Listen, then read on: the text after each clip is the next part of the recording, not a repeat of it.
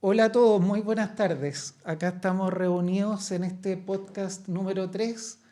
Hoy día tenemos el agrado de contar con Paulina Fuentes y con Javiera Naranjo, quienes son cofundadoras de Oficios Varios, que es una organización y quisiera que ellas la pudieran presentar para que nos cuenten de qué se trata su organización. Pero la verdad es que es un mundo muy vasto y maravilloso.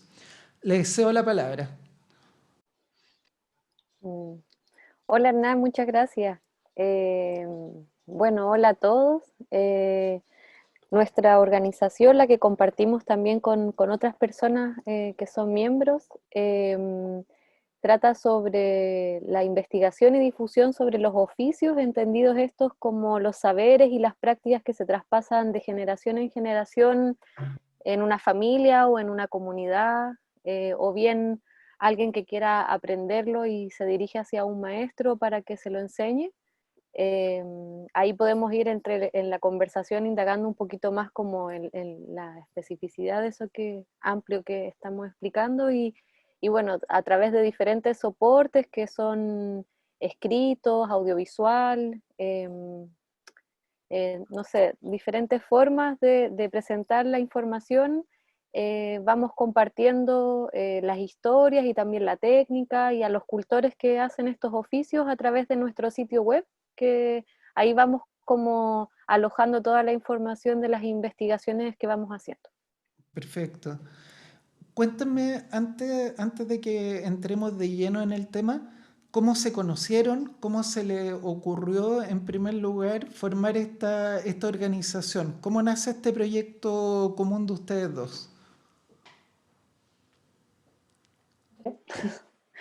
Hola Hernán. Eh, Nosotros partimos trabajando el 2009. La Javiera estaba investigando sobre artesanía en crin y necesitaba una diseñadora que se interesara en hacer el manual para enseñar esa técnica. Ese fue nuestro primer trabajo juntas.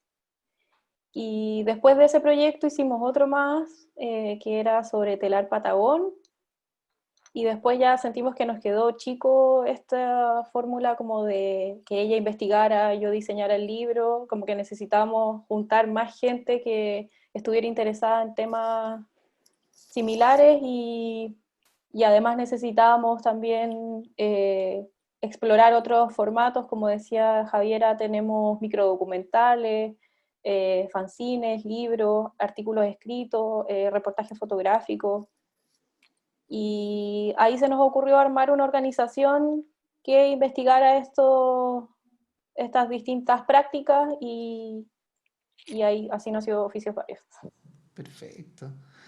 Oye, y cuéntenme, ¿existen otras organizaciones parecidas a las de ustedes o ustedes son algo único, son un espécimen? Eh, a estas alturas yo no sé, cuando comenzamos el 2014 quizás éramos algo más novedoso, porque estas prácticas propiamente tal no eran como ahora tan obviamente conocidas como oficios, como que en ese tiempo decir la palabra oficio se resultaba un poco más extraño. Pero con el paso del tiempo han aparecido más experiencias y bueno, en ese entonces cuando comenzamos igual estaba el programa de artesanías de la Católica, que de alguna manera tangencialmente igual trabaja temas relacionados como el nuestro, o el Museo de Arte Popular Americano de la Universidad de Chile, o el mismo Museo Precolombino. Y bueno, hay un montón como de casas o talleres relacionados con la enseñanza de los oficios en varios lugares de Chile, que si bien no se dedican 100% a la investigación, sí mucho a la difusión de estos trabajos. Eh, y bueno, así han surgido varias cosas, igual, claro, así propiamente tal, como un espacio a lo mejor más interdisciplinario, donde hay personas de diferentes profesiones y oficios también trabajando, y a lo mejor con la perspectiva que nosotros le damos, yo no sé si podría reconocer como alguna otra organización tan similar a la nuestra. De acuerdo. Eh, pero claro, no somos las únicas que andamos pelando el cable con los oficios, pues hay más gente y sobre todo en estos últimos años ha aparecido un montón de personas que están hablando desde ese lugar, lo que nos parece súper súper bonito y súper importante, porque al final, mientras más puedan ir practicándolo, se hace como el ejercicio de transformación que de alguna forma nosotros también buscamos como en el ejercicio del oficio, que tiene que ver con el ser más dueño de nuestros tiempos, de planificar al ritmo de cada uno del fondo su trabajo, también dedicarle como una vida, un proceso más largo al ejercicio del hacer. Entonces nos parece muy bonito que haya un boom, como una moda de los oficios. Perfecto.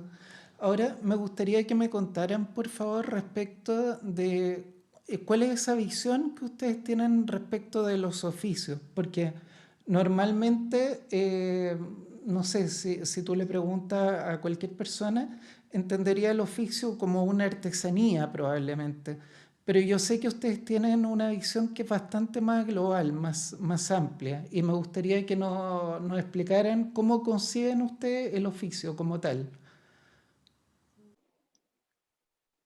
¿Queréis que hable yo, Paulina, y después tú? Parte tú ¿O tú y le das? comento. Ya. Eh, bueno, Es que estás tan igual clara. Sí.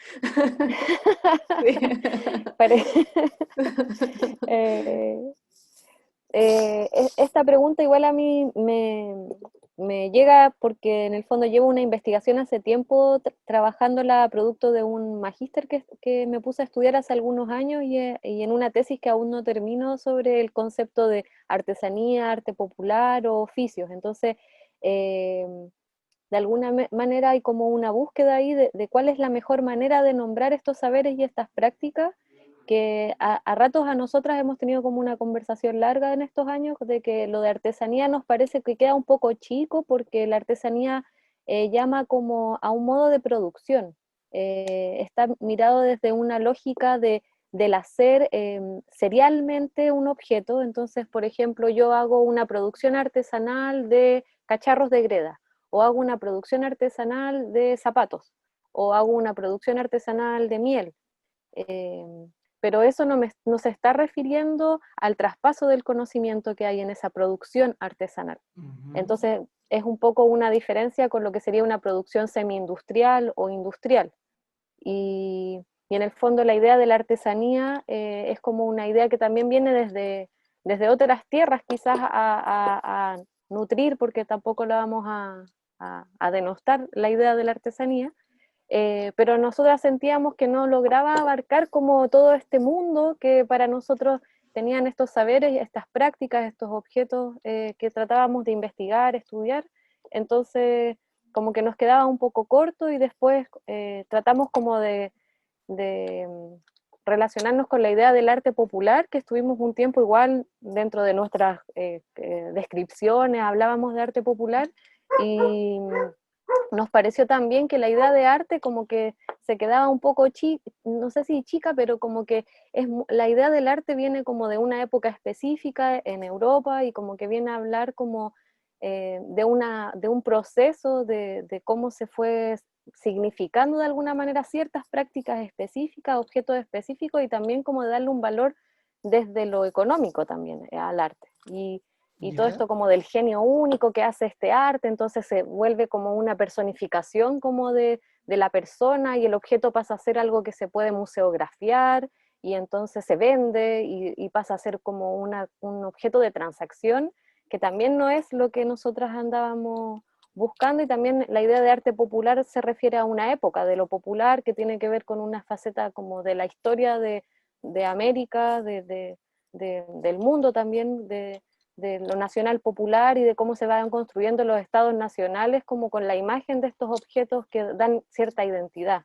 Ujú. Entonces, cuando encontramos la idea del oficio, nos pareció que era como un poco más maleable, como más, para nosotras resultaba con más sentido y cuando fuimos descubriendo las descripciones principalmente de Gabriela Mistral en sus textos sobre cómo ella define el oficio, para nosotras fue como bien enriquecedor y de alguna manera como que dijimos, esta es la manera en que nosotros lo estamos entendiendo, como que de alguna manera ella ponía en palabras muy claras lo que para nosotras significaba el saber y las prácticas que estábamos tratando de investigar y la forma también de cómo se llevaba ese proceso de aprendizaje y de traspaso de ese conocimiento. Entonces ahí cuando la escuchamos o de alguna forma la leímos,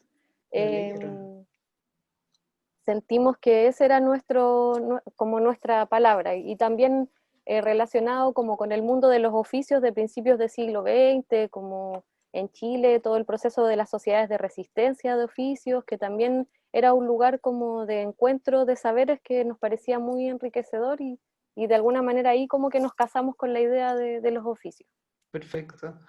Creo que Javier, hay mira, ahí perdón, algo que, perdón, dale Paulina. eh, que yo creo que lo que encontramos finalmente en las palabras de Gabriela Mistral es que el oficio es algo que va más relacionado con la intención que uno le pone a un quehacer, más que una técnica o un producto como más, como algo que se puede tocar o algo que se puede aprender, sino que es como, ella habla de, no sé, como de el oficio de quizás ser abogado, por ejemplo. Que claro, yo puedo estudiar derecho, leyes, pero si no tengo como la vocación, está tan manoseada esa palabra, pero un poco como la vocación de ser abogado, quizás no voy a ser el mejor, no voy a buscar ese sentido más allá del simple hecho de estudiar algo. Entonces ahí como que la definición de oficio viene como a definir un poco esa intención y eso se puede encontrar en cualquier ocupación. Eh, si tú te metes a nuestra página, como que hay de todo. Sí. Hay zapatero, está el oficio de ser historiador, está el oficio de ser tatuador, la recolección de semillas. Todo eso, cada una de esas cosas tiene un fin para la persona que lo hace. Y creo que ahí está como la clave de lo que nosotros buscamos cuando hablamos de un oficio y queremos Perfecto. investigar un oficio. Mira, me gustaría, si me lo permiten, leer unos extractos de un texto que escribió Gabriela Mistral y que ustedes lo tienen publicado por lo demás en su página web, que es un texto que escribió Gabriela Mistral en 1927. Y creo que tal como es un texto fundamental para ustedes, me gustaría compartirlo con quienes nos están oyendo, porque es bellísimo. Dice así: que el oficio no nos sea impuesto, primera condición para que sea amado. Que el hombre lo elija como elige a la mujer, y la mujer lo mismo como elige al hombre. Porque el oficio es cosa mucho más importante todavía que el compañero. Estos se mueren o se separan. El oficio queda con nosotros. Y sigue: inténtese cualquier ensayo, cualquier aventura para no continuar en el engaño del falso oficio que nos dio un padre vanidoso, nada más que por ser el suyo, o que nosotros escogimos aturdidamente, y por pereza dejamos sobre nosotros como el hongo muerto.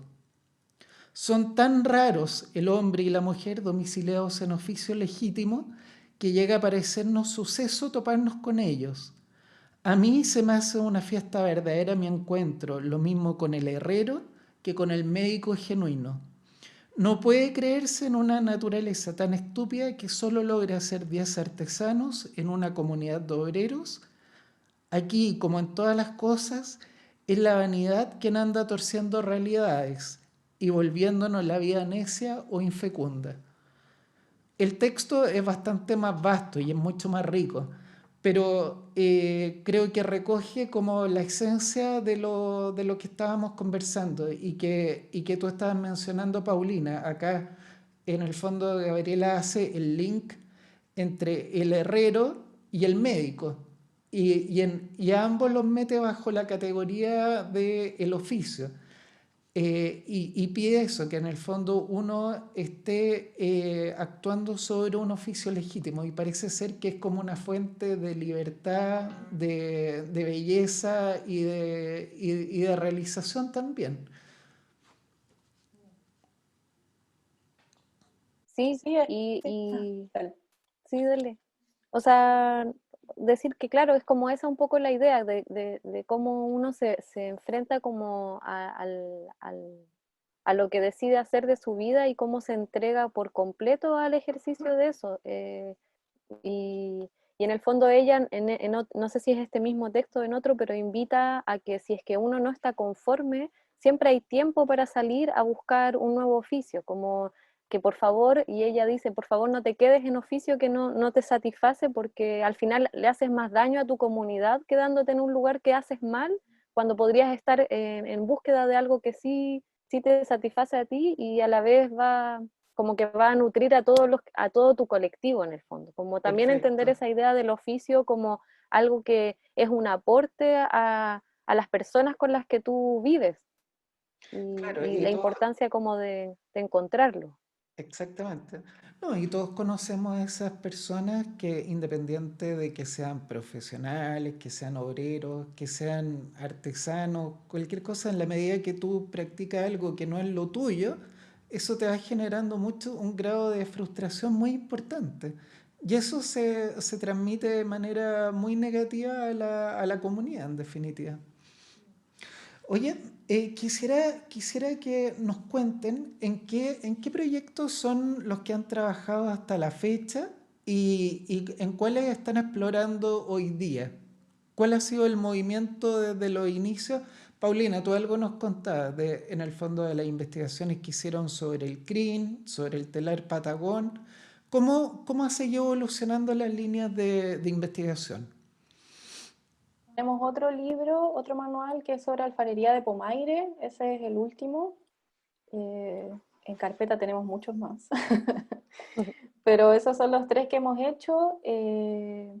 También hay una investigación sobre CRIM, que fue como la segunda parte o más profunda quizás, del manual de CRIM, que eso lo investigó Javiera.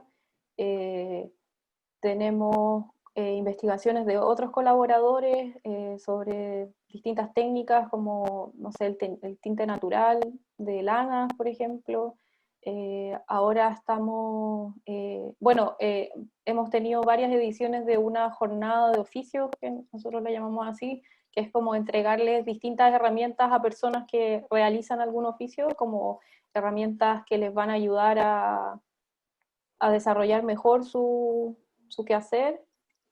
Eh, Tenemos otro proyecto que se llama Otros Saberes, Otros Oficios, que tiene distintas ramas, que es una muestra sobre otras personas que investigan oficios, como específicamente eso. Hay pocos espacios donde se junta gente que investigue oficios, así ¿Ya? que hay algo de eso también. Y ahora vamos a hacer otra jornada de oficios, si es que la pandemia lo permite. Eh, y yo por mi parte estoy desarrollando un proyecto con textos de Gabriela Mistral que va a documentar distintas técnicas gráficas, distintas técnicas de impresión gráfica, que son más alternativas que las que se usan generalmente. Y eso tú, Javiera, tienes Sí. otras cosas andando. Eh, sí, contar un poco quizás en ese como proceso en el que nos hemos visto en el trabajo también, más allá del tema, también como las metodologías que hemos tenido que usar, como que nos ha pasado mucho que lo que por lo menos yo estudié en un inicio sociología y la verdad es que me vi súper pobre de metodologías cuando me encontré con los territorios para poder desarrollar las investigaciones. Entonces también ha sido como desde el 2009 que nosotras comenzamos a trabajar juntas, como todo un proceso de búsqueda de formatos, de cómo entrar de manera respetuosa también en una relación horizontal, no extractivista con los territorios, porque también pasa que mucha gente investiga, va, saca la información y después se va y en el fondo los productos muchas veces las personas con las que se trabaja no lo ven, no hay como una retroalimentación, también un poco de escuchar cuáles son los intereses que tienen las personas en los territorios de hacer con sus propias prácticas. Entonces ha sido como un largo proceso de aprendizaje de eso, pues al comienzo cometimos un montón de errores, hartos mea culpas en el camino, por ejemplo, en el caso del manual de telar o el del CRIN, la autoría la tenemos solamente los que teníamos una supuesta profesión académica. Y después, claro, yo caí en cuenta de que no correspondía algo así, pues como de que era importante que las personas que tenían esos saberes que nosotras estábamos diciendo respetar, también tenía que ser ese respeto visibilizado en una autoría de los libros, y por eso el tercer libro incluye a Juana Mendoza, que es la alfarera con la que yo trabajé en ese momento, como autora del libro, reconociendo que su saber y mi saber se complementaron en el ejercicio de nuestra investigación, y no que yo de alguna manera manejo un lenguaje adecuado para ser solamente yo la autora. Y es Perfecto. ese proceso ha sido súper importante como de descolonizar de alguna manera nuestro propio hacer o nuestro propio oficio de investigación, y cómo en el fondo miramos a los cultores y los territorios con respeto y con la escucha que corresponde como a sus saberes y a sus prácticas, pues, como con humildad también y cuidado de cómo nos vamos relacionando. Las primeras investigaciones fueron mucho más cortas que, por ejemplo, la de la alfarería, que duró 6 años de trabajo, y bueno, ha sido un trabajo que ha continuado, ahora ya van a ser casi 8 con ella, entonces se generan también relaciones muy bonitas, muy nutritivas, de mucho aprendizaje de ambos lados. Y por ejemplo, en el caso del CRIN, eh, yo comencé el 2009, pero también en este proceso de aprendizaje he vuelto todo el tiempo a ese lugar, como para poder seguir investigando y como de alguna manera como escribiendo lo que se hizo en un comienzo, porque uno se equivoca y lo importante es como ir como complementando lo que se dijo al algún comienzo y mejorándolo. Entonces, lo que decía Paulina, por ejemplo, claro, hace 2 años sacamos una investigación mucho más en profundidad de la historia de lo que es el tejido en crin, haciendo una relación con la cestería en miniatura que se hacía en esos territorios desde antes de la llegada de los españoles, y pudiendo hacer una narrativa etnohistórica al respecto. Y por ejemplo, hoy en día también estamos haciendo un trabajo ahí de poder mejorar como los canales de comunicación entre las culturas, y poder inyectar un poco como de fuerza en la asociatividad de ellas en su relación con los actores que van apareciendo del Estado o de privado. Entonces como que son investigaciones que igual les damos como el tiempo que necesiten. De No es acuerdo. como algo que esté No, supeditado quizás como al proyecto fondar o el que sea que uno se gana, que tiene un tiempo establecido. Nosotras como que de alguna manera trabajamos más allá de eso, haya plata o no haya plata, nos las ingeniamos un poco para que se pueda seguir trabajando. es que Y en ese, cuanto a temas también, sí.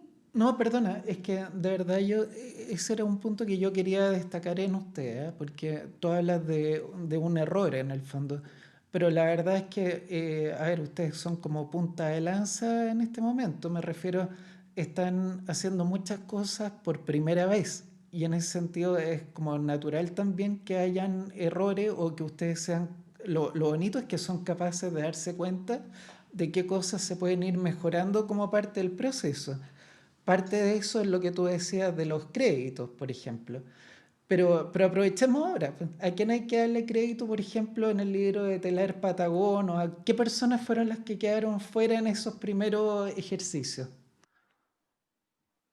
Bueno, por ejemplo, en el de telar de Patagón, una mujer que trabajó con nosotras todos los que tuvimos la suerte, porque llegar a la Patagonia era carísimo, nosotros vivíamos en ese momento en Santiago todas, y era carísimo llegar hasta allá, entonces como que los terrenos se volvían algo así muy, como que atesorábamos y muy intenso, y después volvíamos a procesar toda la información, y tuvimos la suerte que una mujer de Cerro Castillo vivía en Santiago, y manejaba súper bien la técnica, y ella tuvo toda la disposición de trabajar con nosotras el año corrido, y iba todas las semanas a tejer. Fue nuestra maestra del tejido, que se llama Albertina Altamirano, y después con ella estuvimos haciendo talleres para difundir el libro de telar, y yo creo que habría correspondido en ese momento que ella fuese parte de la autoría del libro y en la ignorancia también y quizás en la misma soberbia en la que nos educan en la universidad de creer que nosotros porque tenemos un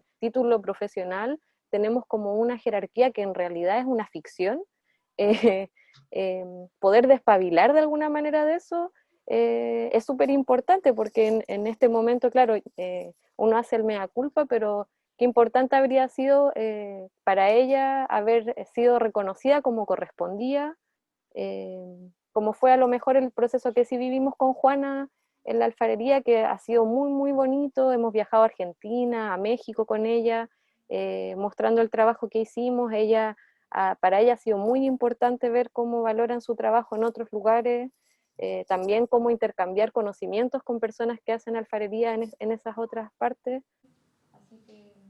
Eso era perfecto, es que por eso, démosle este espacio para ese reconocimiento también, que se merece. ¿Ah? Oye, pero quería hacerle otra pregunta, porque dentro de todo el proceso que ustedes describen, hay unos vínculos muy fuertes que se van estableciendo con los cultores o las cultoras. Y en ese sentido me imagino muchas veces hay como grados de amistad. Quería preguntarles de qué manera lo que ustedes logran investigar vuelve en el fondo a esos cultores o a esas cultoras y de qué manera ustedes han visto que repercute en su forma de hacer o básicamente lo que ellos hacen se mantiene después de haber realizado los procesos de investigación junto con ustedes. ¿Se entiende la pregunta o no? Sí, o sea, O la pregunta es si en el fondo se ven afectados después del proceso de investigación conjunto que realizan con ustedes. sí, o sea, por ejemplo, lo de alfarería, yo sé que para Juana fue súper importante ver el trabajo de alfarería que se hace en México, observar cómo se representan los contextos, las fiestas en la alfarería de allá, la técnica, cómo se pule, cómo se trabaja, cosas que nos dimos cuenta de cómo ellos hacían en la técnica para hacer más resistentes sus piezas, que pucha, por esto de la pandemia yo no he podido ir a Pomaire porque vivo más al sur, pero sé que probablemente en lo que ella está ahora retratando, que no lo he podido ver porque tiene celular con foto para mandármela, deben estar empezando a ver algunas cosas que recogió de esa experiencia. Porque hasta el día de hoy, cada vez que hablamos, me dice, hoy tenemos que volver, que quedó muy marcada por la experiencia. Entonces, en ese caso, por ejemplo, sí creo que hay como que de alguna manera nos involucramos en un proceso personal de ella y ella, bueno, es profesora de la escuela ya en Pomaire hace más de 10 años, entonces también ella es una maestra de las futuras generaciones de Pomaire, entonces de alguna manera igual esas pequeñas gestos y cosas que hemos hecho, en ese caso en particular de esa investigación, creo que sí va a tener repercusiones. Ahora saber qué exactamente, no sé, no podría, pero algo va a pasar, siempre pasan cosas, como que lo que uno hace de Sí, yo alguna creo que manera, para bien o para mal, afecta. es que lo que uno ve inmediatamente después de que termina las investigaciones y cuando viene como la parte como más glamurosa del proyecto, que es como el lanzamiento, y va gente y todo, y hay vino, y uno brinda por las personas que nos ayudaron, ¿no? Que en verdad es la que nos traspasa todo el conocimiento, hay como una sensación de reconocimiento increíble que como que les queda muy marcada. Yo me acuerdo que cuando hicimos el lanzamiento de Cream, que lo hicimos en Panimávida, era como la junta de vecinos, creo. Tocamos guitarra, nos invitaron a almorzar, nos regalaron flores, fue muy hermoso. Pero ellas como que, claro, vieron a estas dos cabras como santiaguinas que estaban haciendo una investigación, no entendían mucho lo que estábamos haciendo al principio, yo creo, pero cuando vieron el libro, me acuerdo que vi a una de las señoras como con los ojos muy abiertos, como, no sabía que estaban haciendo esto, como, y lo ojeaba como impresionada de ver su propio trabajo ahí en esas páginas. Entonces, eso es como, es muy enriquecedor para uno como terminar un proyecto así, pero eso también les queda como, eh, es muy visible eso, que les queda después de terminar un proyecto. Ya después ahora hemos aprendido también que en estas segundas partes de las investigaciones se puede hacer más como en términos de, no sé usar esa palabra, pero como empoderarlas un poco más con respecto a cómo ellas se enfrentan a lo que decía Javiera, como a sus contrapartes en gobiernos regionales y ese tipo de cosas, como que ahora estamos conscientes de que esos temas también deberíamos tocarlos para que eh, esas comunidades se vean nutridas de esos conocimientos para que, no sé, para que, ¿cómo decirlo? No para aprovecharlo, porque no es eso.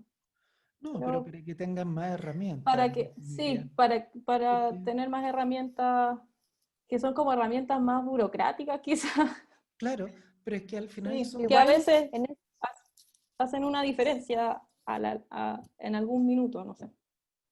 Sí. Y Es en que ese yo creo- sentido yo creo por ejemplo, ahora en pandemia como que le hemos dado, perdón, hemos trabajado harto el tema de las cooperativas, por ejemplo, de poder investigar un poco cómo es el trabajo de las cooperativas, cuáles son los principios de las cooperativas y poder mostrar a través del ejemplo de diferentes colectivos que ya se han cooperativizado desde los oficios, cómo puede ser una alternativa contundente para poder organizarse, sobre todo en estos momentos como de pandemia o de la crisis que estamos viviendo en este país desde octubre, en el fondo, cómo eh, esa es una posibilidad concreta, antigua, porque no es que ahora se inventaron las cooperativas son súper antiguas, y cómo le vamos sacando provecho a estas organizaciones ya existentes que son muy nutritivas como para el trabajo colectivo. O también pienso que le hemos dado harto ahora en la pandemia al tema del patrimonio, por ejemplo, como desde una mirada crítica. Como que llegamos nosotros en un momento, el Ministerio de Cultura firmó estas cosas con la UNESCO y empezamos a hablar de estas prácticas y de estos saberes como patrimonio cultural y empezamos a separarlo entre patrimonio cultural material, inmaterial, y empezamos a ocupar este lenguaje, pero de repente igual nos dimos cuenta nosotras de que no estábamos siendo lo suficientemente críticas con estas palabras que no nos acomodaron nunca, y ahora que hemos tenido este tiempo que la pandemia nos ha regalado, hemos podido como hacer el ejercicio crítico de pensar qué realmente se está entendiendo como patrimonio, si estamos de acuerdo con las políticas de patrimonio a propósito de las modificaciones a la ley de patrimonio que hay ahora, poder investigar bien cómo funciona, trabajar con una abogada que es especialista en el tema, que nos vaya explicando cómo se hace, poner en cuestión también el tema de los tesoros humanos vivos, por ejemplo, o los planes de salvaguardia que se hacen en los territorios que de alguna manera tocan profundamente los temas que nosotros trabajamos. Quizás se le nombra de otra manera, pero entran a los mismos territorios donde nosotras estamos, somos capaces de observar desde otro lugar a veces el daño que provocan en los territorios, malas prácticas de cómo se desarrollan las políticas públicas, y de poder nosotros a través de nuestra organización quizás, y por eso aquí la Paulina decía ahí, a lo mejor son cosas un poco más burocráticas, son temas que a ratos pueden ser un poco más lateros, porque no es como la parte linda de ir donde el cultor y trabajar y tomar oncecita con huevo de campo y el pancito y tomar los mates, pero creo y creemos nosotras que es súper importante como organización también hacernos cargo de observar esos espacios en el fondo, de estrategias políticas que se hacen desde el Estado con los territorios, que a veces, y yo no dudo de que debe haber ahí como personas técnicas que lo están haciendo con la mejor de las intenciones, pero si no se tiene el resguardo y se conoce realmente los contextos en los que están los cultores en los territorios, puede ser a veces catastrófico. Entonces, A ver, pero ahondemos en eso, Javiera, porque me gustaría entender, a ver, ¿qué es lo que les quiero decir? En el fondo, para mí, viendo el tema desde afuera, si uno ve que hay un ministerio de cultura y de artes que está preocupado respecto de la labor, por ejemplo, de los artesanos, uno tiende a decir que bien, ¿te fijas? ¿Cuál es esa mirada crítica? ¿Cuáles son como los temas que hoy día a ustedes le están haciendo ruido? Y lo digo como para hacer una apuesta en común y que quienes están diseñando esas políticas también sepan del punto de vista que ustedes tienen o de las banderas amarillas que a ustedes les gustaría levantar, advirtiendo en el fondo de qué habría que replantear. Sí, o sea, igual decir que estas cosas que vamos a hablar acá van a salir así como bien a la pasada, pero en el sitio de nosotras igual dejamos los textos y las entrevistas que le hacemos a los expertos para que los que se interesen puedan ir y buscarlo y profundizar al respecto, porque a veces uno aquí no dice todo lo que quiere decir, pero por ejemplo, en el caso de los tesoros humanos vivos, en Rari, sin más, se nombra como a una cantidad muy selecta de artesanas, de tejedoras, y ese premio o esa asignación conlleva una cantidad de dinero, eh, eh, difusión, propaganda, todo eso, pero ese territorio contempla más de 100 artesanas y ¿Ya? todas las otras que no fueron nombradas, que estaban dentro de la organización que fue nombrada como Tesoros Humanos Vivos, quedó fuera de todos los beneficios que tenía esa asignación. Entonces, por ejemplo, ahí se generan rencillas, porque las que no fueron nombradas, que tienen un conocimiento que también heredaron de sus familias, que también siguen haciéndolo año tras año, generación tras generación, se preguntan por qué ellas no y las otras sí. Y eso tiene que ver con que sin quizá, sin mala intención, por eso me refiero, a veces Ujú. tiene que ver con tener como la capacidad quizás de poder observar los territorios, trabajar durante un tiempo largo para poder entender cómo funcionan las cosas. Cuando uno llega a una familia, por ejemplo, uno no puede llegar y opinar, oye, tu papá no sé qué o tu mamá no sé qué, como que uno tiene que observar primero y después decir, oye, veo algo, como quizás esto podría ser de otra manera. En el caso de una comunidad de artesanos o de gente que hace oficio, funciona de la misma manera, son familias extendidas, muchas veces son la hija de la hija, que tuvo otros hijos y así, son todos un poco como la misma trama familiar, entonces ahí en ese caso se generan problemas, pues se generan problemas o porque a lo mejor en otro territorio hay una organización que lleva un poquito más de tiempo trabajando y entonces el Estado decide siempre ir y trabajar con esa organización y todas las otras que trabajan de manera independiente quedan fuera también de las políticas o de las invitaciones por el Día de la Artesanía o los Ujú. bonos por no sé qué cuestión. Entonces, son como esas pequeñas políticas que de repente generan un montón de problemas Perfecto. en Eso, el Yo día a creo que día, eso, en la yo creo que eso cotidianidad. va también muy relacionado como con la idea que tiene el ministerio en relación con la artesanía o alguna práctica artesanal, que es como que fuera algo como una postal inmóvil. Es ujú. como, este artesano es la estrella del CRIM y es solo este.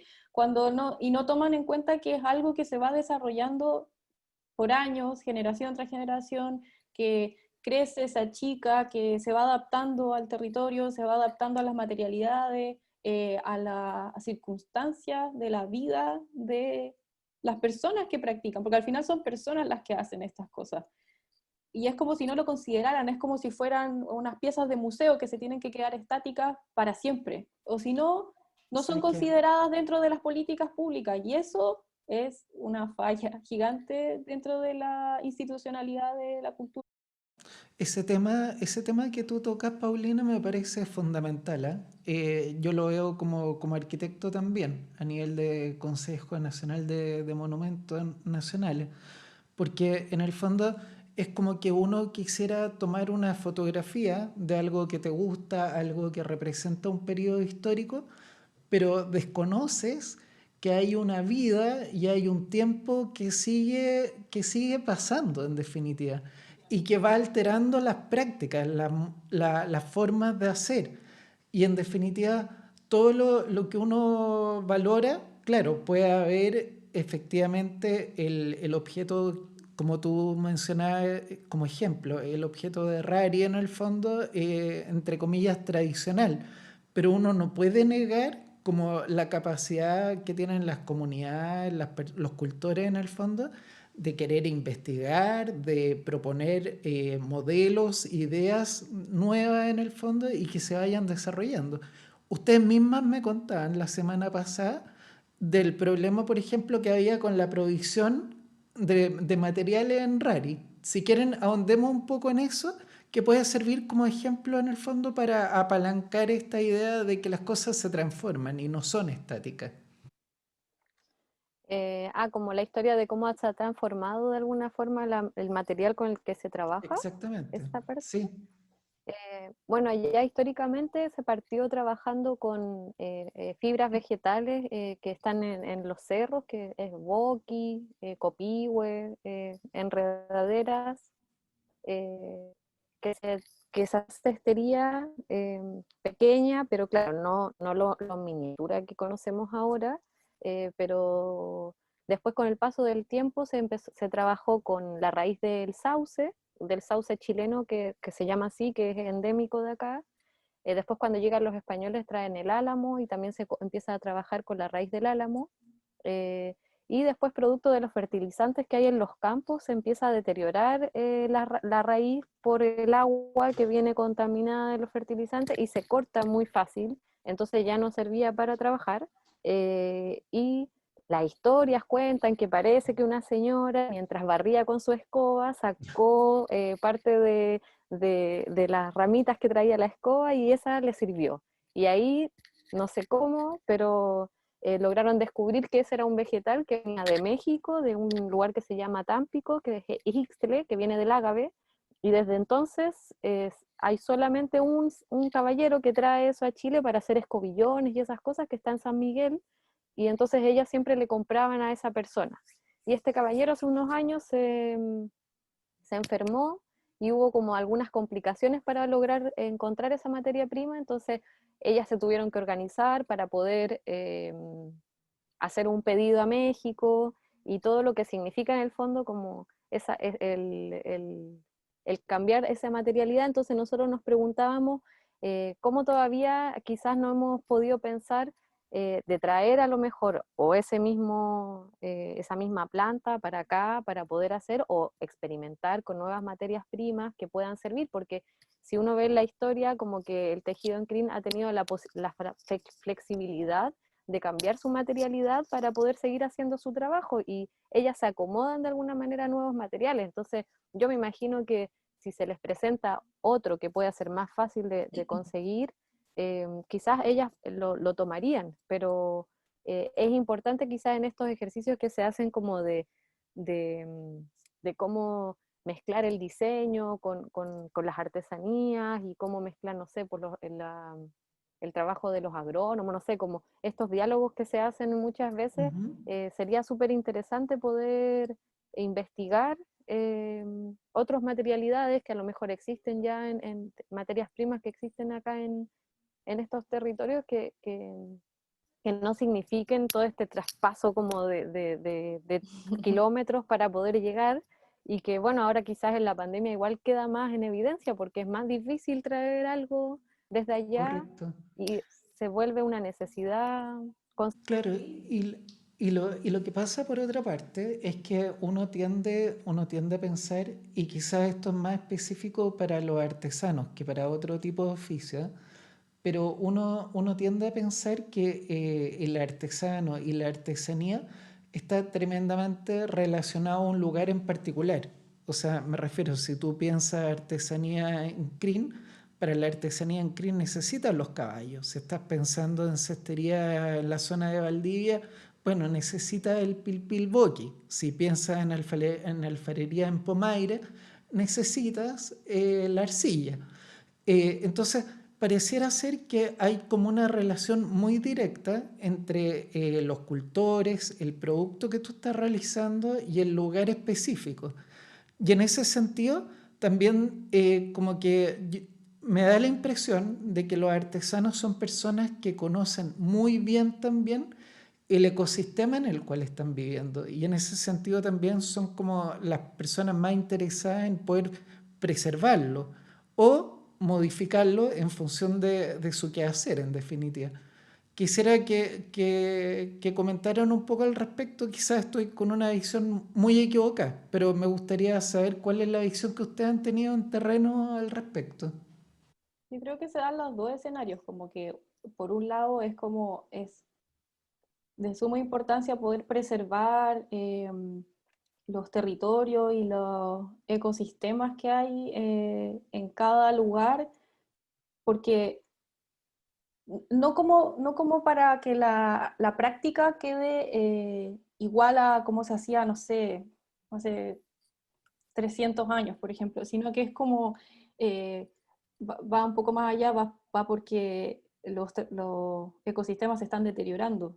Entonces, estas comunidades son las que como que presionan para que esos lugares se preserven, pero no están ajenos a los cruces tecnológicos, por decirlo de alguna forma. Por ejemplo, la señora Juana cuando fue a Argentina o cuando fue a México, fue a Corea también, vio distintas técnicas que ahora ella podría incorporar a su práctica, que va a seguir siendo un pomaire, y ella va a querer seguir preservando eh, ese lugar porque es donde ella hace todo y donde ella vive, pero sin negar estas otras cosas. Entonces, eh, se tiende a ser como muy drástico, pero yo creo que es más como de la gente que ve esto de afuera, que es como que solo puede ser de una forma, pero en verdad la gente que está haciendo eso tiene influencias de otros lugares también, entonces no se puede negar que eso pasa.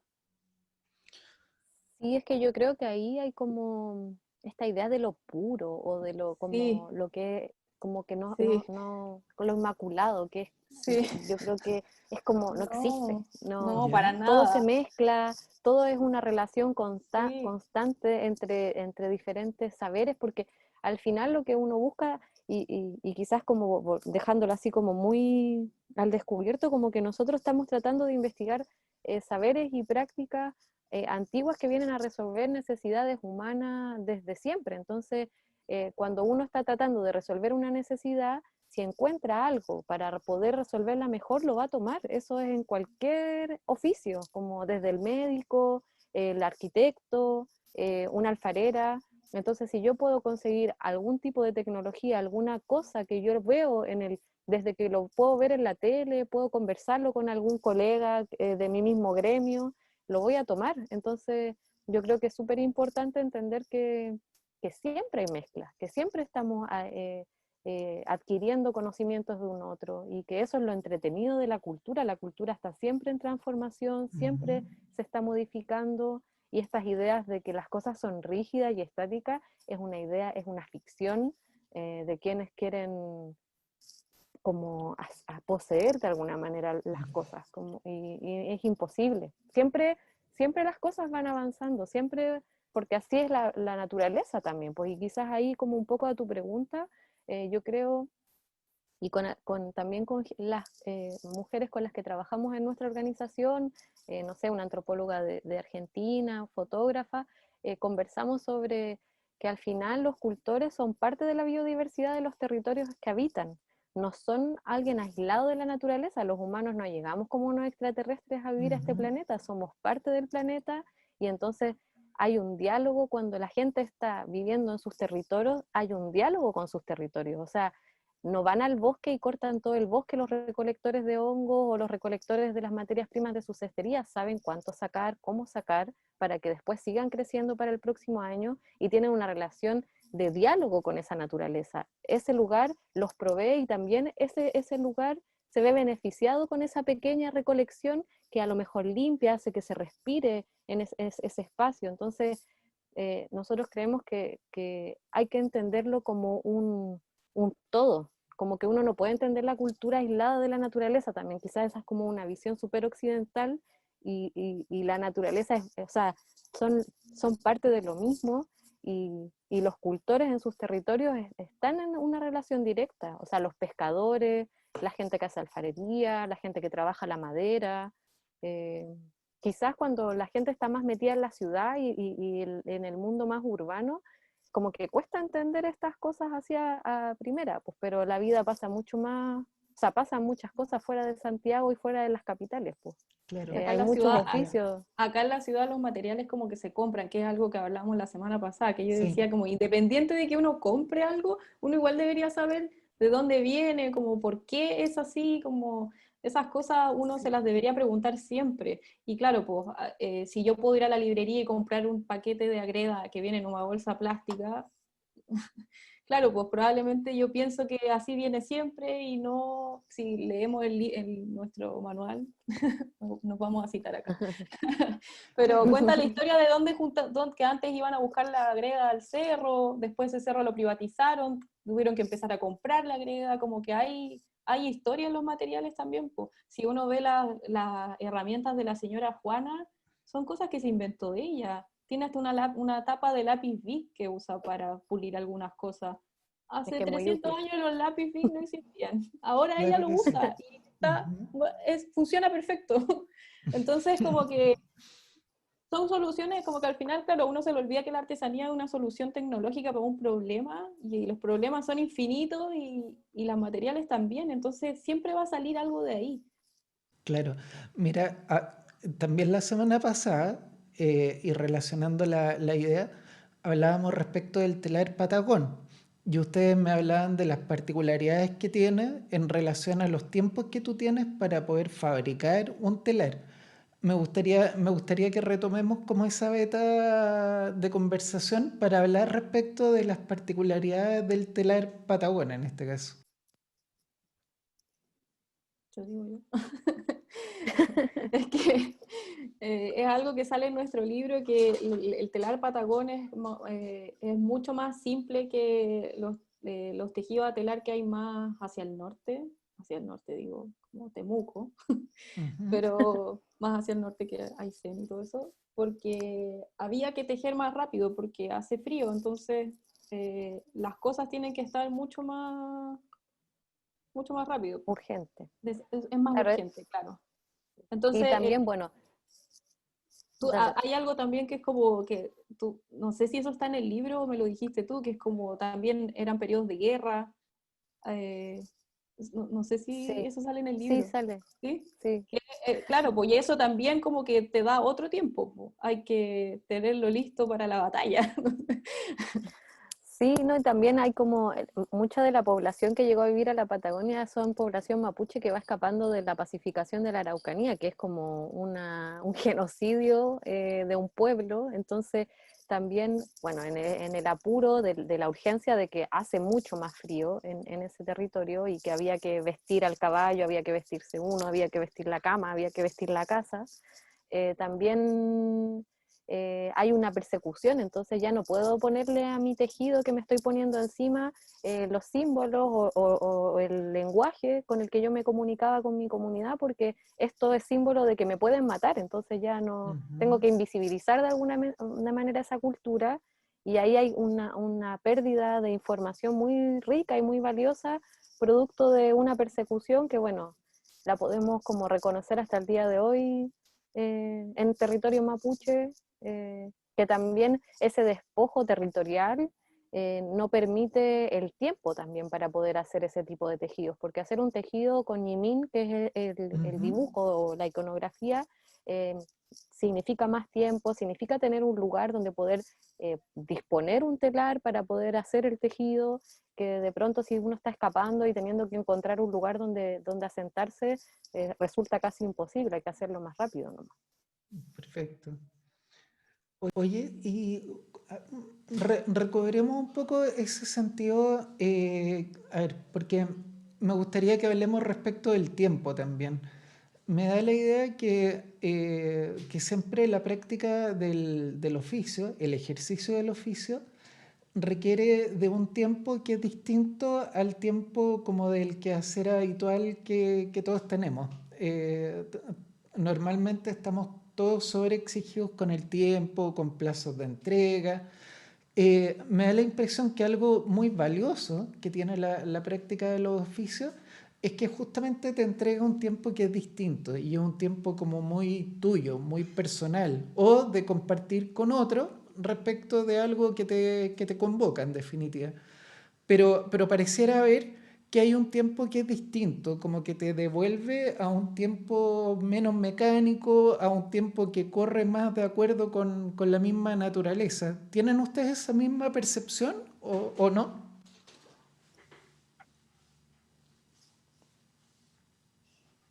Yo creo que sí. Sí, o sea, yo creo, no sé, tendemos a pensar como el oficio como el sinónimo de trabajo, y yo creo que a veces el trabajo tiene una connotación como de un sistema productivista, capitalista, que busca como la rapidez y la automatización del trabajo para ser más, para poder llegar como a cumplir las metas y los objetivos como de poder hacer, eh, no sé, por la productividad en el fondo. Eh, y yo creo que hay que pensar el oficio como prácticas y saberes que vienen desde antes de este sistema capitalista. O sea, hay oficios prehispánicos, la Edad Media, no sé, como hay un montón de saberes que se están traspasando hace muchísimo tiempo, que tienen sus ritmos, que tienen otras, son otros lenguajes en el fondo de poder vivir. Y claro, tienen sus propios ritmos y por suerte, y esto es algo que quizás nosotras nos aferramos con fuerza, sentimos que el espacio del oficio es un espacio de resistencia a ese sistema que trata de productivizar todo lo que hacemos. De alguna manera, ese lugar ha sido un lugar que quienes lo practican lo han resguardado como un lugar que cuando uno llega donde un cultor que realmente es maestro de su oficio, por ejemplo, la señora Juana allá en Pomaire, eh, ella tiene su propio ritmo de trabajo y tiene sus tiempos y no está pensando en que quiere ser millonaria, en que quiere tener una casa súper lujosa, en que quiere, no sé, dedicarse a viajar por el mundo en resort. No, no es ese su objetivo de vida. Sí vivir bien, vivir con dignidad, con una calidad de vida, pero ella está enfocada en poder lograr traspasar su conocimiento, hacerlo de la mejor manera posible y su mente está en un ritmo que yo siento que es una resistencia también a ese sistema que muchas veces quiere como quitarle el corazón al ejercicio del hacer. Que... Y, oye, y sin el afán de querer monetizar este tema, pero les quiero preguntar, porque a veces a mí me da la impresión también que los oficios son como, están como medio marginados en términos de que están como infravalorados en definitiva. O sea, para alguien que ha hecho un telar mapuche, un telar patagón y que sabes todo el proceso que hay detrás, todo el tiempo que hay, tú te das cuenta que los valores a los que se venden en el fondo son ridículos. Y en el fondo, claro, si bien el objetivo de la señora Juana, como bien tú dices, Javiera, no es ser millonaria, pero la pregunta es, ¿les permite actualmente vivir? ¿Pueden vivir de su oficio o no? Porque y eso tiene que ver un poco con, y lo encadeno con la pregunta de la semana pasada, de lo que entendemos por comercio justo también. No, Paulina, no puedo. Bien pagadas las artesanías que se producen. Claro, hablemos de eso Yo encuentro que no respecto. están bien pagadas. No, porque al final lo que hace la gente que, o sea, ahora encuentro que hay una nueva valoración de estas cosas, como que la gente está dispuesta a pagar un poco más por estas piezas, pero tratan mucho de igualarlas a las cosas que uno encuentra como en el comercio normal, que no tienen nada que ver, que se producen en masa y, y no consideran estos tiempos de los que hablábamos antes, pues. No consideran el tiempo, la experiencia de vida, todo lo que pone, no sé, la señora Juana, por ejemplo, en hacer eh, sus sus pailas, por ejemplo, sus jarros, todas sus cosas, eh, generalmente son bien pasadas por alto, yo creo. La señora Juana vive dignamente, creo, pero creo que podría vivir mejor. Para el nivel de experiencia que ella tiene y para todo lo que sabe, las señoras del CRIN también, a veces, no sé, hay una señora en el centro que vende sus cosas, sus prendedores a 3 lucas, 4 lucas. Yo antes de hacer el libro no sabía muy bien cómo se hacían esas piezas. Hay mucha gente que no sabe que es pelo de caballo, piensan que son fibras de plástico, sí. y, y uno no sabe todo el trabajo que hay detrás. O sea, las señoras después de una vida de trabajar a veces terminan prácticamente ciegas. Pero pasa eso, po, y parte de nuestra labor de mostrar estos procesos, eso es súper importante para nosotros también, como mostrar estos procesos para que después la gente sepa cómo se llegó a ese emprendedor, a esa paila, todo el trabajo que hay detrás, toda la vida que hay detrás, no solo de la señora Juana, sino de toda una comunidad. Así que... Es que eso parece ser... te respondí tu pregunta, ¿verdad? Sí, no, es que yo creo que eso, me da la idea de que eso es fundamental y yo creo que es parte valiosísima del trabajo que ustedes están realizando, porque ¿qué es lo que pasa? Que hoy día en una sociedad tan globalizada como la que estamos viviendo, te puede llegar una paila china en el fondo y la gente no sabe mirar, no sabe ver la diferencia y, no, y paga lo más barato en definitiva. Y ahí atrás de eso hay una pérdida cultural que es tremenda, porque en el fondo muchas, o sea, si seguimos en ese proceso se van a terminar perdiendo oficios que hoy día están vigentes. Entonces, por eso también quería relacionarlo con la pregunta respecto del comercio justo, tratar de entender cuando uno habla de comercio justo, ¿en qué consiste? ¿Es tan justo como lo dice la palabra o no? Sí, yo quería decir en eso, como, y agarrándome un poco de lo que decía la Paulina, de que igual nosotras intentamos como de alguna manera educar como a quienes les interesan estos temas como en el proceso que conlleva generar un objeto, porque en ese saber, en ese entender, uno está dispuesto a pagar lo que corresponde pagar. Cuando uno sabe que una pieza de pomaire no es simplemente agarrar greda, moldearla y meterla a un horno, tiene todo un proceso de diferentes tipos de pulidos para que los poros de la greda se cierren y no se filtre cuando uno lo ocupa, que en el manual que nosotras hicimos se puede ver ese proceso y entender que es largo, que dura días, que conlleva un montón de trabajo y cuando uno lo entiende así, no va y le regatea en el fondo a la artesana la paila lo más barato que pueda. No, no es un ejercicio de comercio con como desde un lugar del capitalismo en el fondo, como de negociar, negociar, negociar hasta que se lo saco más barato. Porque de alguna manera ellas igual necesitan el dinero y al final van a terminar vendiéndolo a algún precio, pero muchas veces eh, no es ni siquiera el costo que significa en cuanto a tiempo, a hora mujer, Ujú. el desarrollar eso. Y en cuanto al tema del comercio justo, ahí yo creo que hay como una pequeña trampa, porque, por ejemplo, hay diseñadoras o diseñadores que van a los territorios y sacan, no sé, las mariposas de Rari, por ejemplo, van y compran las mariposas a 1.000, 2.000 pesos porque la tejedora se lo vende a eso y eso es lo que ella lo vende ahí. El problema es que la diseñadora se va, pesca las mariposas y después va a las tarrias y las vende a 12.000 pesos, 15.000 pesos, o sea, le saca un tantísimo más de porcentaje al producto y ella dice, bueno, esto es con comercio justo porque yo le pagué lo que la artesana me pidió, así que es justo. Pero ¿cómo va a ser justo que ella pueda en ese camino de revender el producto, sacarle tanta plata más? No es justo porque no es transparente con la persona que hizo el objeto. O Ujú. sea, yo creo que para ser justo, la persona tiene que saber a cuánto lo va a vender ella al momento final de la venta. Y entonces tienen que llegar a un acuerdo. Más allá de si es 50 o 50, la artesana tiene que estar conforme con que lo que la está vendiendo corresponde y ahí tiene que haber un diálogo de alguna manera más homogéneo, Ujú.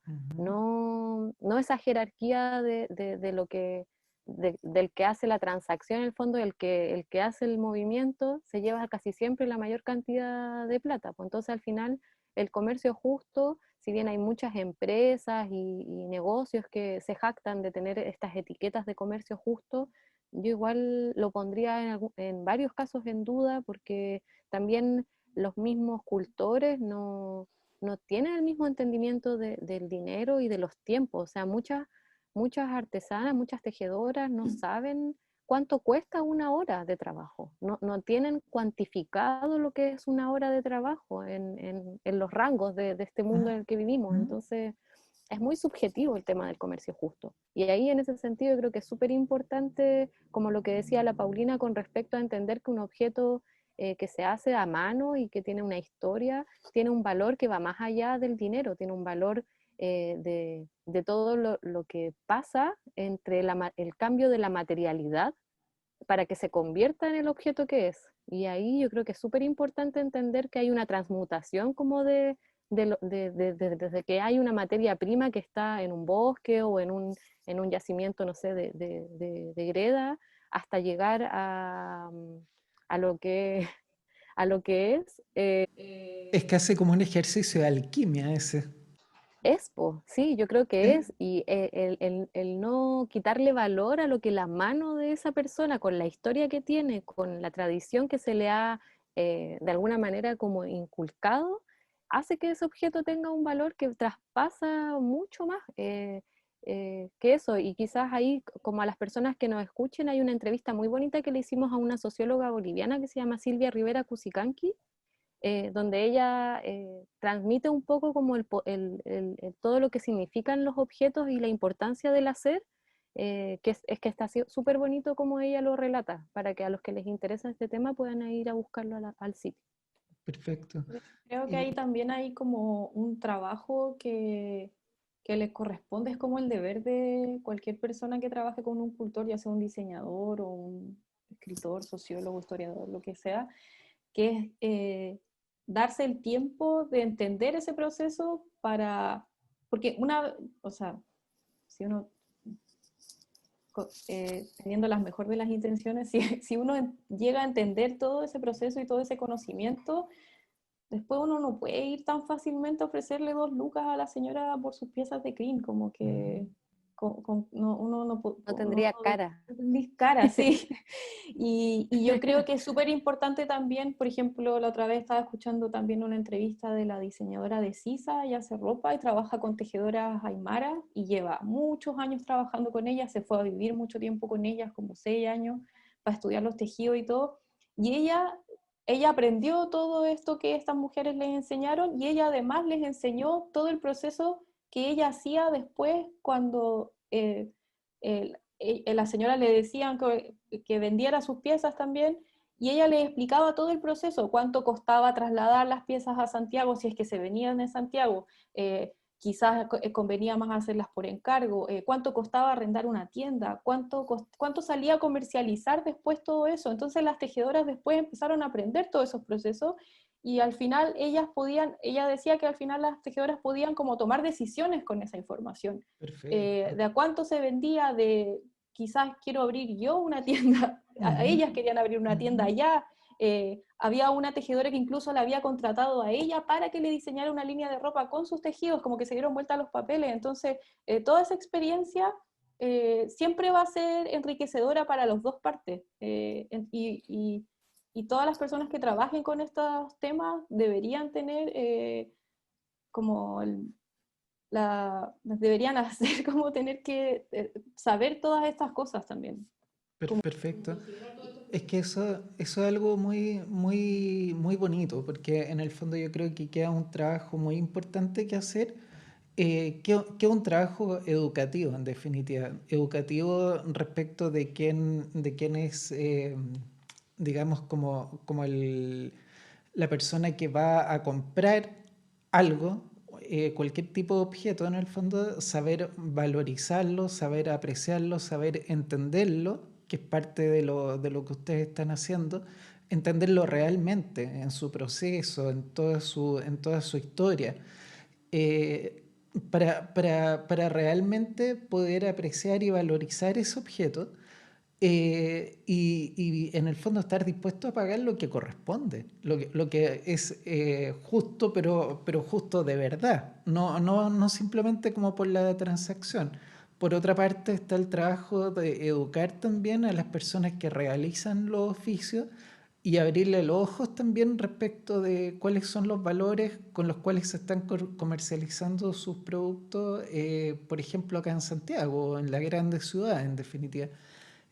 No sé, como que tiene que ser una relación como bidireccional, ¿o no? Sí, y quizás como también el poder potenciar otro tipo de economía, como también no quedarse pegado en la posibilidad de la economía capitalista, que es una posibilidad y es en lo que estamos ahora y también uno no puede como hacerse la ciega con respecto a eso, pero hay otras formas de economía, hay otras formas de intercambio, hay otras formas de valorar los objetos y los saberes que uno tiene a través del intercambio, de los trueques o de los trasquintu que se llama acá en territorio mapuche, y es importante también darle o potenciar ese tipo de economía para de alguna manera encontrar otras formas de hacer ese comercio justo. O sea, no siempre tiene que haber una moneda de cambio, no es necesaria la moneda de cambio en algunos casos. Y, y también, a propósito de eso, eh, también el valorar el conocimiento de las personas que hacen los oficios. Yo creo que también, sobre todo en este país, hay como una jerarquización de conocimientos donde se menosprecia los saberes de los oficios, y entonces como que hay gente que cree que tiene el derecho como de decir que esas cosas valen menos porque esa gente, su conocimiento vale menos, y que entonces el que es abogado o que tiene una profesión, ese conocimiento sí vale más porque estuvo en la universidad, y ahí yo creo que hay como un nivel de ignorancia igual súper grande, porque uno va solamente, no sé, a Argentina, cruza la cordillera y ya no se encuentra con esa ignorancia en la comparación de los saberes, para no hacer el ejemplo a Europa, que también ahí ya, no sé, uno va a Italia y como que los grandes diseñadores ocupan bordados de mujeres que han traspasado ese conocimiento, y el bordado es carísimo y salen las actrices de la televisión con estas cuestiones súper espectaculares, y a esas mujeres que bordaron, o sea, son manos de oro, pero ya eso es como a otro nivel que uno no puede imaginar acá, pero ya solamente, no sé, ir a Argentina, en Bolivia o en México, ya hay una valoración mucho más grande de lo que es el saber de esas personas que son maestras. O sea, hay que tratarlas y respetarlas como lo que son. No puede ser que le estemos regateando a una persona que tiene el nivel de conocimiento que tienen. Es como que tuvieran postdoctorados, superdoctorados en sus áreas, pero somos tan, no sé, colonialistas para mirar No, yo los creo que ahí saberes hay que un problema cultural profundo, de parte nuestra, profundos. me refiero. Sí, ¿Sí? y en ese sentido también a veces nosotras trabajamos en esto que parece ser ingenuo porque son lindas las cosas, como que también nos encanta porque son estéticamente preciosas y es bacán usarlas y que la vida se nos llene como de todo esto, pero también hay un significado profundo en el valorarlas y en el respetarlo, y también para nosotras es nuestra ética de vida trabajar en este lugar. O sea, creemos que realmente el mundo se puede transformar a través de el reconocer el oficio, porque si uno lo entiende como a lo que cada uno de nosotros le dedica la vida, es fundamental que cada persona sienta que es valorado lo que uno que le está dedicando la vida.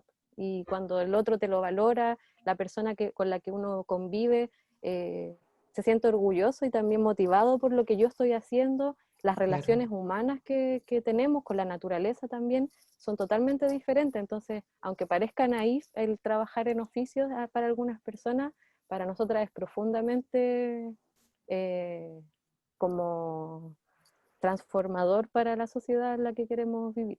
Es que me encanta eso que tú dices, porque en el fondo es también devolverle, al final todos tenemos un poquitito de ego y necesitamos que valoren lo que uno está haciendo. Y yo creo que evidentemente eso te hace sentir bien, te produce grados de felicidad que son importantes y que van más allá, como comentábamos, del tema monetario. Y en ese sentido, y no cuesta nada, no cuesta absolutamente nada dedicarle el tiempo, dedicarle la conversación, el agradecimiento a todos esos cultores que están en nuestro territorio.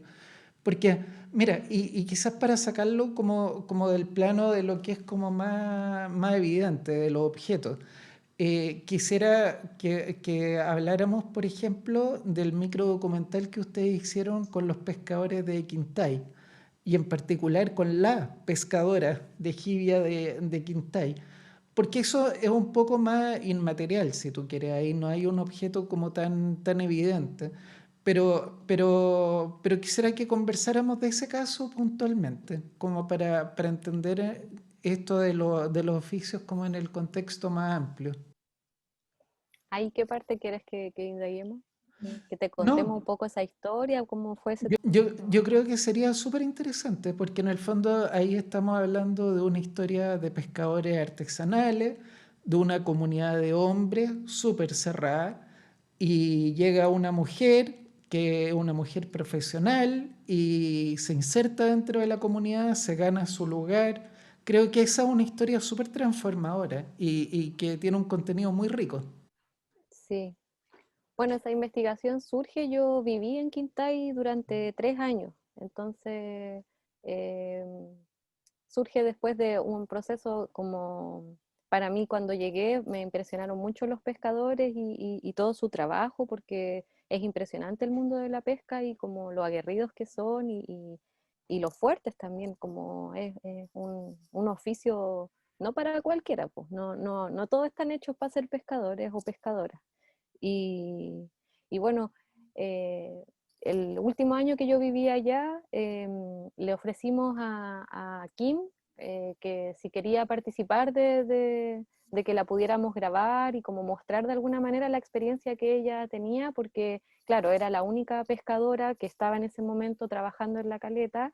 Y como bien decías tú, ella no es oriunda de Quintay, sino que llegó y se enamoró de la mar, como dice ella, y no quiso irse más y fue súper luchadora para poder llegar a estar donde estaba, como que no fue algo sencillo tampoco para ella.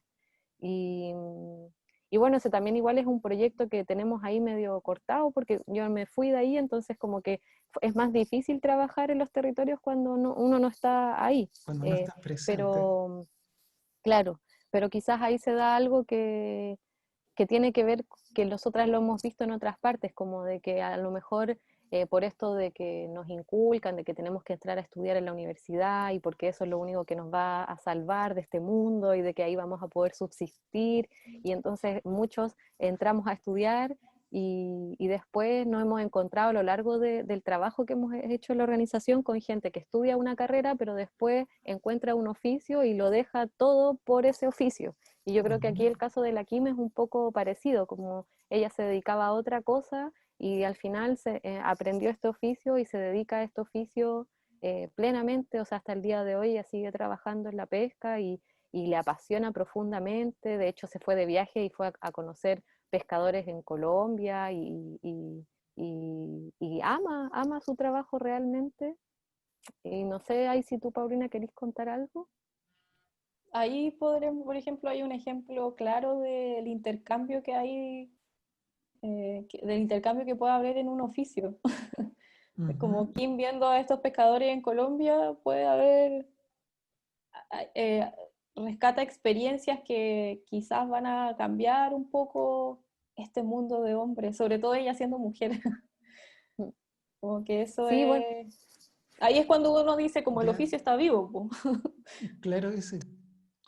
sí. Y tra- Y y bueno, tra- igual ahí en la investigación que todavía está en desarrollo, que como digo está un poco más lenta porque está como que nos tuvimos que mover de ahí, pero descubrimos que ella no había sido la primera pescadora mujer de Quintay, pues había otras pescadores mira. y sí, de hecho ahí quedaron unas entrevistas cortadas porque la idea era también salir en el bote con estas otras pescadoras que en este momento no estaban haciendo el ejercicio mismo de la pesca, pero sabían y tenían ahí su pesca como más, que les gustaba más, y O cómo sea que dialogaba ahí la Kim.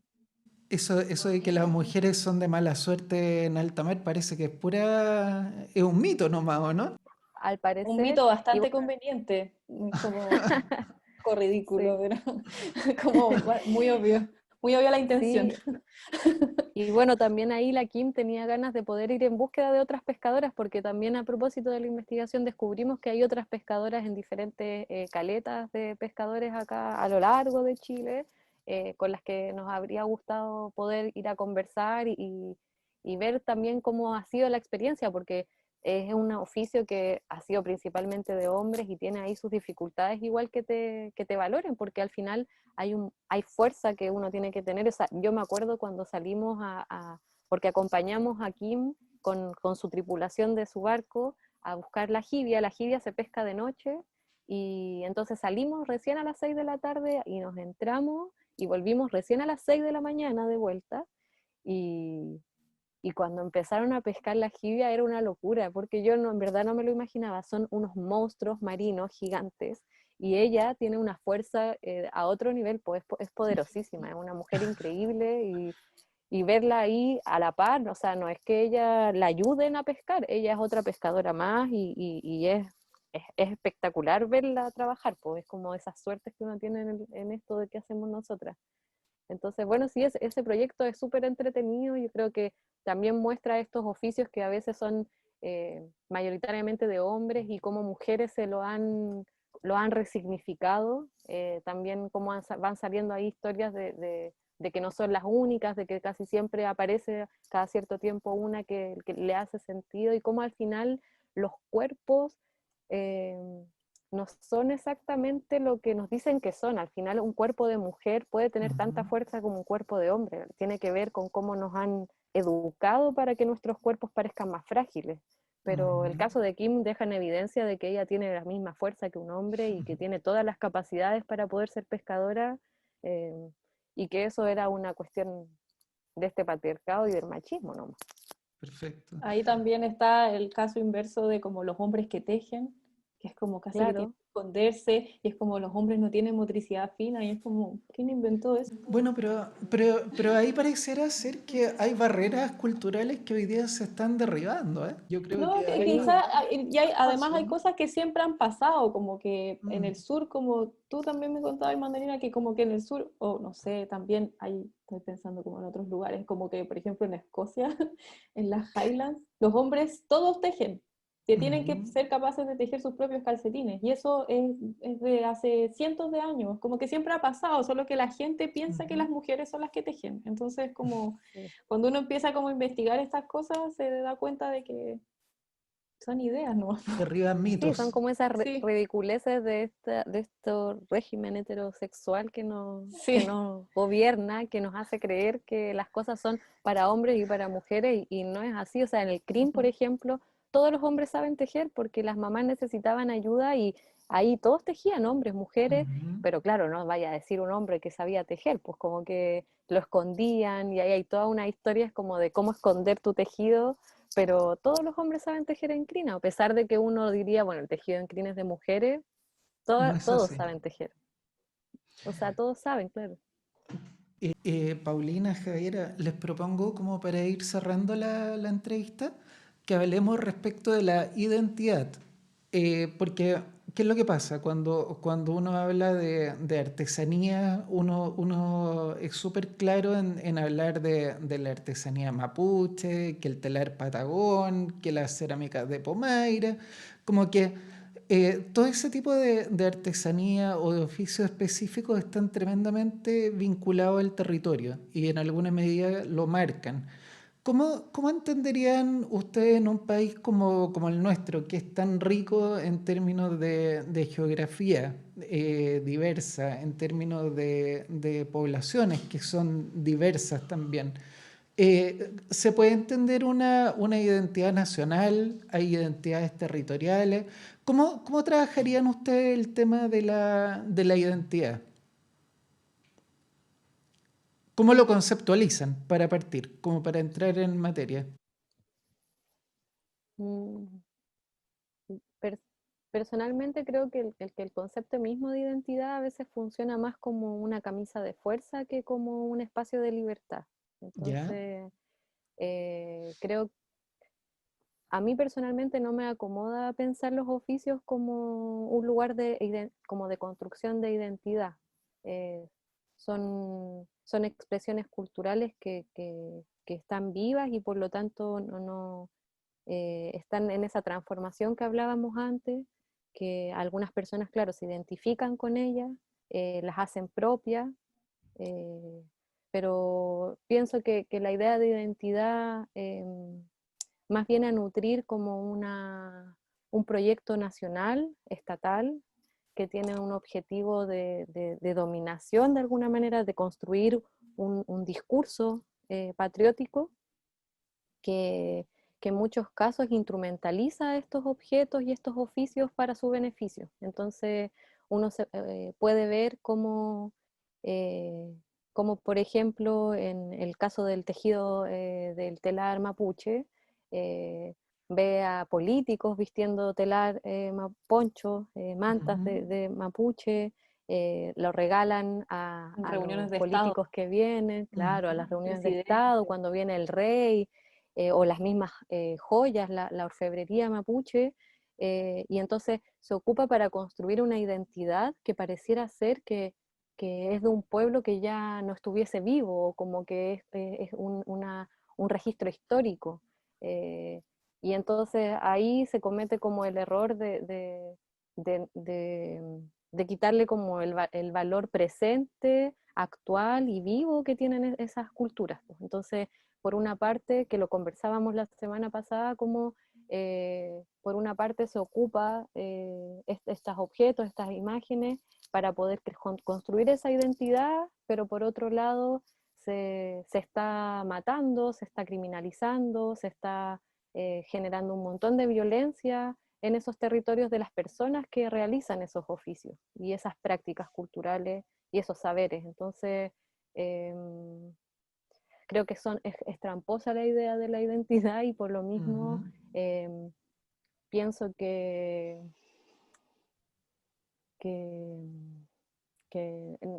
que puede ser peligrosa porque despoja como de todo su valor político, histórico a las comunidades que realizan esos oficios, y, y entonces no deja como hablar, como decíamos antes, que los objetos tienen como también ese poder como de lo que significan, como que le quitaran esa potencia de alguna manera. Yo no sé si me estoy explicando, pero Pero una pregunta, Son como al final es aprovecharse de expresiones culturales despojadas de todo derecho. Y como decía Javiera, como olvidándonos de que esas expresiones son de personas que están vivas, que viven en este territorio y que tienen eso, pues tienen derecho a expresarse, a vivir bajo sus propias creencias. Y eso es lo que uno no ve, pues, al final. Como, o sea, en el fondo es como que nos estuviéramos quedando con el objeto y perdemos a la persona, en definitiva. y claro, porque perdemos, nos acomoda más la fotografía, como la esencia, como esta imagen que construye esa imagen país. Eh, pero, y pero es estos importante objetos bellos entender, también, pues. claro, pero Ujú. que cada territorio en el fondo tiene como Claro. su propia historia, su propia lógica. Al final estos objetos y los oficios vienen como veníamos hablando todo este rato, a satisfacer necesidades que tienen los territorios. Entonces, hablan desde ese lugar, se ocupan, se utilizan, están vivos en el fondo. No, Perfecto. eh, sí, me cuesta como verlo desde ese plano, porque también existe mucha apropiación de esa cultura. Entonces, que lo vimos hace poco, no sé si se acuerdan de esa noticia de esta mujer que salió vendiendo como en Falabella, como objetos mapuche, que hubo toda una polémica al respecto, No, ¿no? la verdad es que no, me la perdí. A ver. Bueno, sí, hubo toda una polémica porque salió vendiendo, y más encima ella sale en sus fotos como utilizando los objetos, mal utilizándolos, como ocupando las joyas donde no se deben ocupar. Entonces al final termina ¿Ya? siendo una apropiación, y una mala apropiación que Y es termina como una siendo muy caricatura. irrespetuosa. Es Claro, una es una caricatura. Es caricatura, como, sí. y de un pueblo que está vivo, que está totalmente vivo, Y que activo, está con una luchando. propuesta política, claro. Entonces Sí, como, qué vergüenza, que sí. Es como que Ujú. nos quedamos con la parte que no es incómoda, pero lo otro Ujú. lo callamos y ni siquiera creo que ahora último quizás se está reflexionando un poco más, pero antes, hace unos años no, era comprar el poncho y ya, no, Claro. no se pensaba Hoy, más profundamente. muchachas, les quiero agradecer su tiempo. Yo creo que ya tenemos que ir cerrando la entrevista por la duración que ha tenido, para honrar la paciencia que van a tener las personas que nos vean en la conversación. Pero de verdad les quiero agradecer su tiempo, y no quiero cerrar esta conversación que hemos tenido acá. Si ustedes más adelante quieren que la retomemos, que ahondemos en otros temas, por favor, el espacio está súper abierto. Y de momento, nada, simplemente invitar a las personas que vayan a ver o que vayan a escuchar esta entrevista que visiten la página www.oficiosvarios.cl, porque de verdad se van a encontrar con un proyecto lleno de contenido y que está relevando los oficios que están en todo nuestro territorio, están valorizando a las personas que están detrás, están valorizando el territorio. Entonces, por favor, revísenlo, aprovechen el material que está disponible ahí, porque es un trabajo de investigación que han hecho Paulina, Javiera y todo el equipo de Oficios Varios, que es de verdad un tremendo patrimonio. Así es que nada, queda hecha la invitación y nuevamente muchas gracias. Que estén muy Muchas bien. No, gracias a ti gracias a también. ti. Gracias Cuídense. por el espacio. Chao. Que Chao. estén Gracias. bien.